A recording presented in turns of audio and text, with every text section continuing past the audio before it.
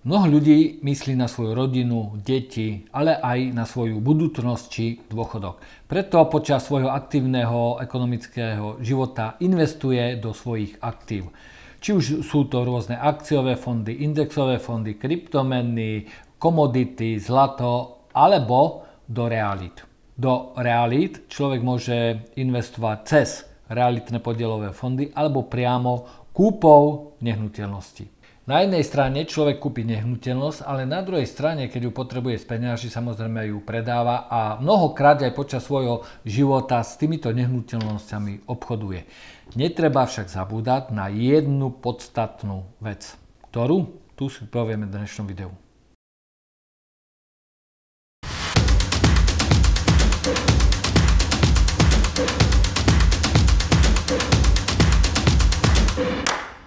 Ahojte, srdečne pozdravujem. Moje meno je Ľubomír Kráľovanský, som spoluzakladateľ a prispievateľ do platformy Peniaze vo vrecku.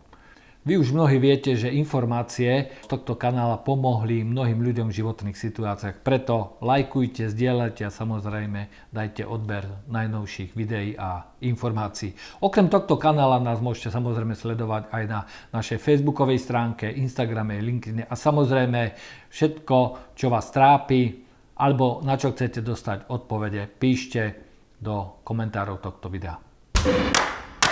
Dnes v tomto videu sa nebudeme baviť o investovaní do podielových realitných fondoch ani ako kúpiť výhodne nehnuteľnosť, ale pozrieme sa trošku úplne do budúcnosti, to znamená kúpim nehnuteľnosť, predám ju, samozrejme za účelom zisku a aby tento zisk bol čo najvyšší pre mňa, dnes si ukážeme, čo je potrebné urobiť z hľadiska financií, hľadiska daní z nehnuteľnosti na to, aby ten zisk bol pre mňa, osobu, majiteľa nehnuteľnosti čo najvyšší. Ak ste minulý rok, v roku 2023, predali nehnuteľnosť a jej vlastníkom ste boli menej ako 5 rokov, ste povinní do 2. apríla 2024 podať daňové priznanie na daň z nehnuteľnosti. Finančná správa týchto posiela daňovníkom, ktorí zmenili alebo predali svoju nehnuteľnosť, informačné listy, kde ich upozorňuje na to, že sú povinní podať daňové priznanie a samozrejme zaplatiť daň z predaja nehnuteľnosti. Za nehnuteľnosť titulu daní z predaja nehnuteľnosti sa považuje dom, byt, garáž, hospodárske budovy, nehnuteľnosť, ale aj chata či podzemok.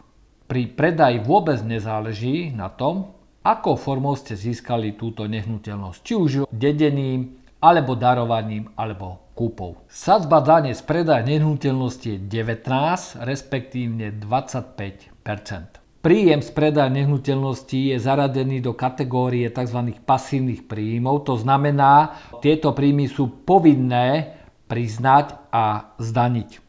Ak niekto v daňovom priznaní deklaruje iba príjem z predaja nehnuteľnosti, nemôže si nárokovať nezdaniteľnú časť na seba, respektíve na manželku.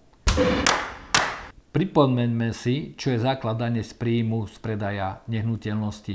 Tu treba rozlišovať, či nehnuteľnosť človek získal darovaním, dedením alebo kúpou. Aj dedenie, respektíve darovanie má svoje pravidlá. V prípade dedičstva sa za výdavok považuje všeobecná hodnota nehnuteľnosti stanovená v dedičskom uznesení. V prípade, že danovník získal majetok darovaním, musí pri predaji zhodnotiť, či bol príjem z predaja nehnuteľnosti darcom oslobodený od dane. V prípade oslobodenia od dane v čase darovania sa ako výdavok považuje cena nehnuteľnosti stanovená súdnym znalcom.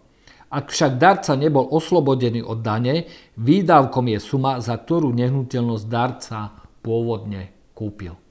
Napríklad pri kúpe rodinného domu od celkovej sumy za predaj sa môže odpočítať suma, za ktorú nehnuteľnosť človek kúpil, prípadne aj výdavky na rekonštrukciu, na základe čoho dom zhodnotil do pôvodnej predajnej sumy. Tieto výdavky musia byť však preukázateľné a dokladovateľné. Za výdavky sa považuje aj napríklad provízia pre realitnú kanceláriu, ktorá vám sprostredkovala nákup, respektíve predaj nehnuteľnosti domu a takisto aj úroky z hypotekárneho úveru alebo z úveru zo stavebnej sporiteľne. Daňová sadzba pre predaj nehnuteľnosti očistená o oprávnené výdavky je klasicky 19%. Táto sadzba sa však uplatňuje iba pri sume, ktorá je maximálne vo výške 37 981,94 €. Každé euro nad túto hodnotu sa zdaňuje sadzbou 25%. V určitých prípadoch príjem z predaja nehnuteľnosti môže byť oslobodený od dane. Medzi takéto prípady napríklad patrí, ak ste nehnuteľnosť vlastnili dlhšie ako 5 rokov, alebo ak z nadobudnutia a z predaja rozdiel medzi tým nebol žiadny zisk, alebo ste to predali z titulu reštitučných nárokov. Pre potreby podania daňového priznania a určenia vlastnej doby, kedy sa má podať a vlastne zaplatiť daň, sú veľmi dôležité dátumy. Pripomíname, že daniari počítajú začiatok vlastníctva nehnuteľností od dátumu zápisu do katastra nehnuteľností alebo od rozhodnutia štátneho orgánu, alebo v prípade dedenia od smrti vlastníka nehnuteľnosti. Ak nepodám daňové priznanie z predaja nehnuteľnosti, môžem počítať s pokutou. Dolná hranica pokuty je 5, respektíve 10 € a horná hranica pokuty je až 3000 €. Ak som vlastníkom nehnuteľnosti, je potrebné každý rok podávať daň nehnuteľnosti a platiť daň nehnuteľnosti a z týchto daní vlastne žijú naše obce. Čiže nezabudnite, ak ste predali nehnuteľnosť a tento príjem spadá pod zdanenie príjmu z nehnuteľnosti, je potrebné túto daň zaplatiť. Možno ešte pár myšlienok a odporúčaní na záver.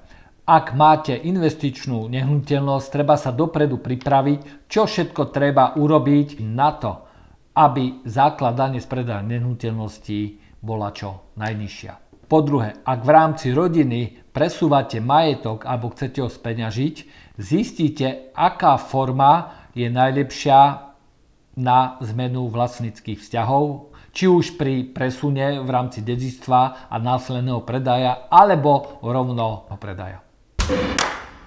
A po tretie, s predajom nehnuteľnosti alebo aj s nákupom nie sú spojené iba dane, ale množstvo ďalších daňových priznaní, preto na to nezabudnite, ako je prihlásenie sa do katastra alebo daň z nehnuteľnosti. Pokiaľ nemáte tieto informácie, treba sa spýtať na svojej obecnej samospráve, mieste bydliska alebo mieste, kde táto nehnuteľnosť patrí do daného katastra.